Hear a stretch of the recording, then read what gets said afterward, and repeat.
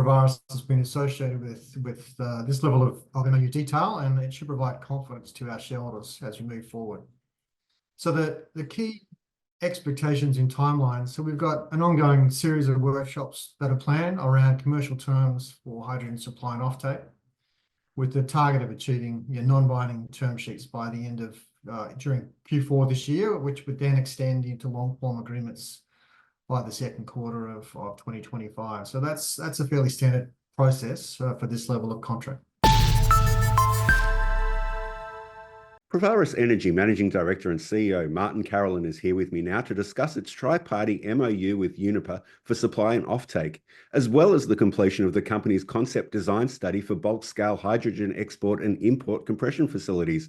Martin, it's always good to see you. Now, let's start with the MOU. Can you talk me through what we should expect to see in terms of timelines and key milestones for this MOU? Yeah, thanks, Jonathan. So it's been important for us to enunciate some more details around an MOU we announced a month ago. So together with our partners, we've been able to further outline the commitment made by Uniper to a process, and that sets the target for an export project of some 40,000 tonnes of hydrogen from the Nordics into Germany of a contract term of at least 10 years. So this is the first time Provaris has been associated with this level of MOU detail, and it should provide confidence to our shareholders as we move forward. So the key expectations in timelines. So we've got an ongoing series of workshops that are planned around commercial terms for hydrogen supply and offtake, with the target of achieving non-binding term sheets by the end of during Q4 this year, which would then extend into long-form agreements by the second quarter of 2025. So that's a fairly standard process for this level of contract. And you mentioned Germany there. It's the key market you're focusing on. Let's talk about Germany for a moment.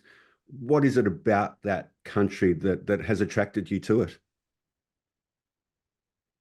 Yeah, well, we've said a number of times, the German government has made it very clear they need to import at least almost 70% of their demand volumes by 2030. So as a metric, that's 1.5 million tonnes based on their target. So we see it's clearly the largest target market. So all the supply regions are focusing on Germany. So we've seen some announcements that have been made to date. It certainly has the most progressed strategy in terms of ports and pipelines, and for us, ports are important. And the pipelines are needed as well because a lot of the industrial users are typically in areas not connected directly to the ports. So we've seen industrial users in the last year talk about RFPs for supply by 27, 28, and we've seen some stimulus from schemes such as H2 Global and the European Hydrogen Bank award some €1 billion in the last 6 to 7 months. So funding ports, pipelines, and a clear mandate to import is why we're there. And Germany is one focus. The Nordics and Norway is another. Can you talk me through the benefits of being there as well? Yeah, so Norway in particular, but also across the Nordics, you've got a high abundance of renewable power through the form of hydro. So hydropower is considered to be RFNBO compliant. So it provides a base load supply to hydrogen projects as well. So it removes that issue of intermittency. So a consistent level of lower cost renewable supply can lower the cost of production of hydrogen. And then we look at the distance to market. It's within typically 1,000 nautical miles, so it's highly suitable to our compression solution, and that's what's driving cost and interest from the utilities, which we now have 3 under MOU, and Uniper is the lead one. And meanwhile, the design concept study, it continues to roll on. Can you talk us through what's happening there and then the key outcomes of that? Yeah, so this is the 4th in a series of techno-economic studies we put out over the last 2 or 3 years. What we've done this time, we've focused on the compression facilities, both from an export and import perspective.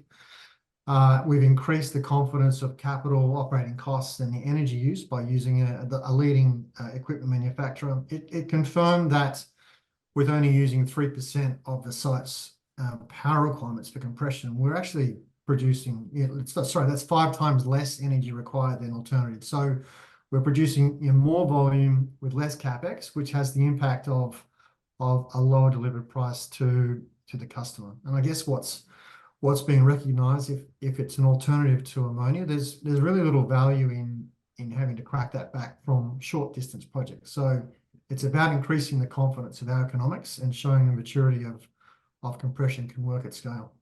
And you mentioned price there. Can you tell me through the context of your delivered price analysis? How does that compare to what you're seeing in the market? Yeah, so I mentioned earlier there's been two auctions put out by the European organizations in Germany. So they were tendering for supply of hydrogen and in some cases ammonia. So when you look at the netback price of hydrogen, both of those initiatives came in a range of between $6 and $10. So we put out some analysis that suggests we're at the lower end of that range. So, by maintaining the efficiency and the simplicity of our solution, we are looking to deliver at lowest cost. And I guess, again, that's why that's showing an increased level of interest in our approach. So, Martin, we're going to talk more broadly about hydrogen next week, which I'm really looking forward to. So much going on. What can we expect to see over the next few weeks and months? Yeah, so we continue to work with our partners. So we're trying to advance what we can from a materiality point of view and put more information around both the supply and the offtake end.